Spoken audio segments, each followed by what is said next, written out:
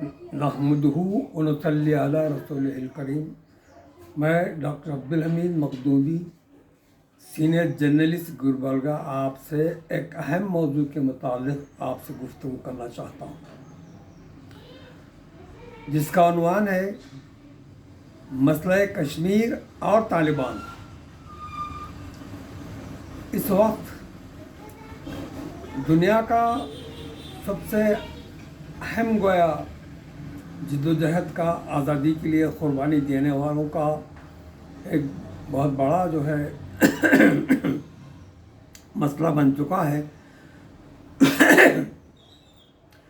بلکہ میں یہ کہوں گا کہ یہ ہمارے ملک ہندوستان کے لیے کینسر سے کم نہیں ہے۔ یہ ایسا کینسر ہے جو مسلسل پھیلتا چلا جا رہا ہے اور ملک پر اس کے برے اثرات پڑ رہے ہیں۔ اگر اس کے سب سے جو بری تکلیف کی بات ہے وہ یہ ہے کہ مسلم نوجوانوں کا قتل ہندوستان کے بھی اور کشمیر کے بھی اتنے زیادہ تعداد میں ہو رہا ہے کہ جس کا ہم اندازہ نہیں کر سکتے، لیکن نقصانات برابر ہو رہے ہیں۔ ایک تو معاشی نقصان بھی ہے کہ جس کے 7 لاکھ فوجوں کو کشمیر کے اندر متعین کر کے ان کا خرچ اٹھانا، یہ ہندوستان کی معیشت کے لیے سب سے زیادہ نقصان دہ، سب سے زیادہ تکلیف دہ ہے۔ لیکن یہ بھی ہمارے اندر ہم کو محسوس ہوتا ہے کہ ہندوستان کے 1% عوام بھی جو ہے اس مسئلے کے تعلق سے نہ پریشان ہے، اس مسئلے کے تعلق سے نہ متفکر ہے، نہ اس مسئلے کے تعلق سے نہ ان کے پاس کوئی اس کا حل ہے۔ اور دوسری اہم بات یہ ہے کہ خود سوائے حکمران قائدین کے، پولیٹیکل لیڈرز کے، جو صرف 1% ہیں، وہی اس مسئلے کے سلسلے میں متفکر اور متردد ہیں،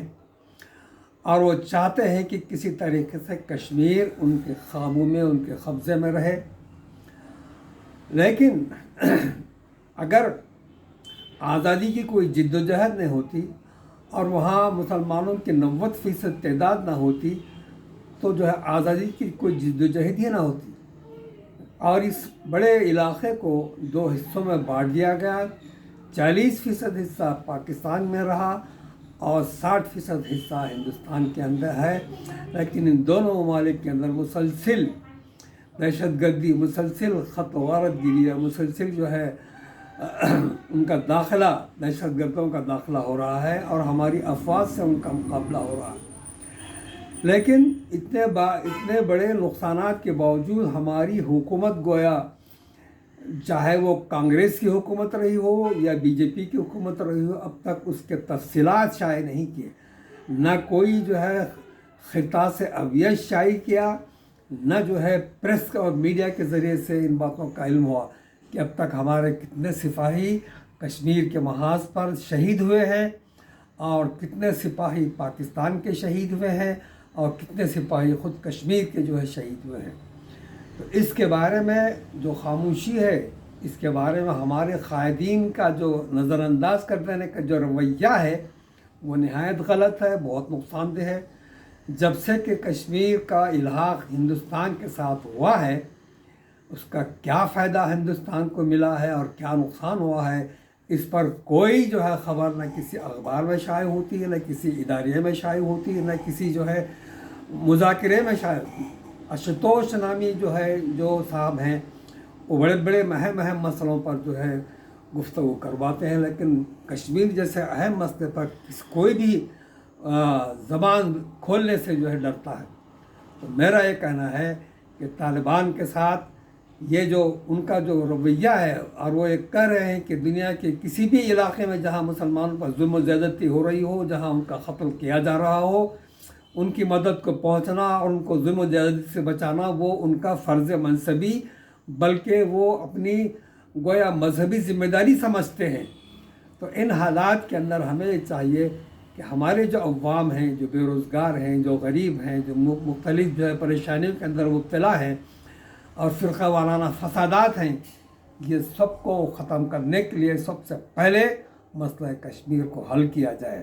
اور ہمارے جو نوجوان، ہمارے جو سپاہی وہاں شہید ہو رہے ہیں اس کا سدبھاگ کیا جائے۔ تو اس سلسلے میں سب سے زیادہ ضرورت ہے کہ ہمارے ملک کی صحیح ترقی اور عوام کو صحیح امن، اور پڑوسی ریاستوں کے ساتھ جو ہمارا تال میل ہے وہ ختم ہو چکا ہے۔ اس کے نتیجے میں ساری عوام پریشان ہے، سارے حکمران پریشان ہیں، ساری فوج پریشان ہیں۔ اگر صرف فوجیوں میں استصحاب عامہ کروایا جائے گا تو پتہ چلے گا کہ مسئلہ کشمیر کی جو نقصان رسانی ہے وہ کس حد تک بڑھ چکی ہے، اس کا صحیح اندازہ ہوگا۔ تو یہ ایک اہم مسئلہ تھا جس پر میں نے اظہار خیال کیا، اور میں چاہتا ہوں کہ ہمارے تمام دانشور، بڑے بڑے سیاستدان، فوجی سربراہان اور ملک کے دیگر مذہبی اور سماجی قائدین اس مسئلے میں دلچسپی لے کر کے اس مسئلے کو جلد سے جلد ختم کر دیں اور ملک کو امن و امان و سکون و شانتی جو ہے عطا کریں۔